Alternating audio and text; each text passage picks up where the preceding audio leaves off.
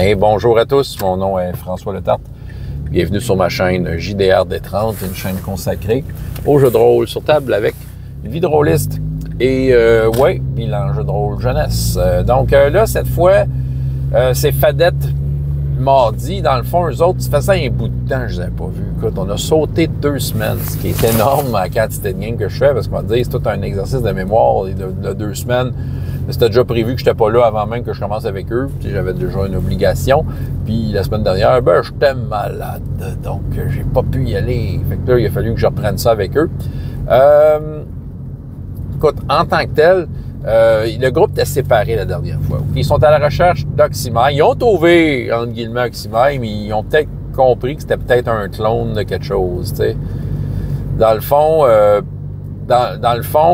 il y a un groupe qui sont partis au village. C'était les deux Félix et l'Elfe Noir emmenant Oxymai avec eux parce qu'eux autres, ils sont là rien que pour le cash. Tu sais, eux autres, leur job, c'est de trouver Oxymai, c'est ça. Ils ont fait ce qu'ils avaient à faire, ils vont avoir de l'argent, ils vont être bien heureux.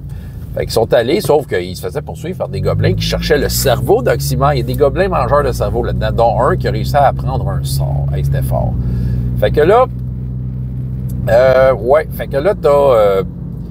je pourrais dire? Ah oui, il faut que je fasse ça.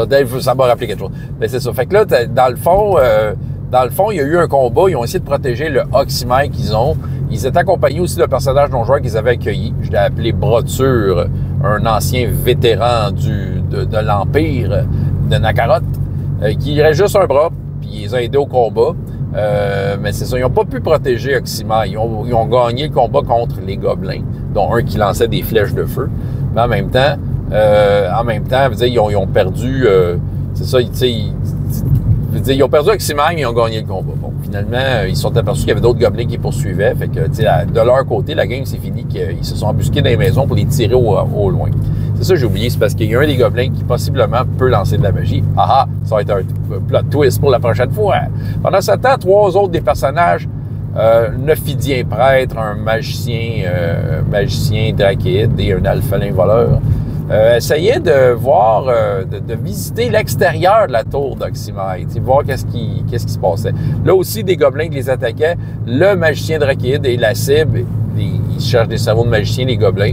Fait que là, dans le fond, ils ont gagné la bataille, mais ils ont découvert qu'il y avait un jardin luxuriant avec des fruits étranges. Donc, les fameux fruits de feu, une affaire que j'ai décidé de créer cela longtemps, mais ils ne savent pas encore. Ils ont un sac sans fond, ils en remplissent. Ils savent qu'il y a un géant entre la tour et le bas qui aime ses fruits. Fait que pour eux autres, ça va servir de paiement. Fait qu'ils remplissent leur sac de fruits, mais ils ont découvert aussi un petit arbre en or.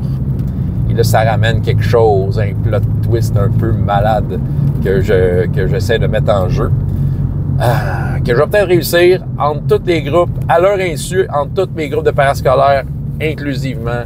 Ils vont tous être liés par quelque chose, une intrigue. Le retour de peut-être une déesse qui aurait été d'être... déesse, ouais.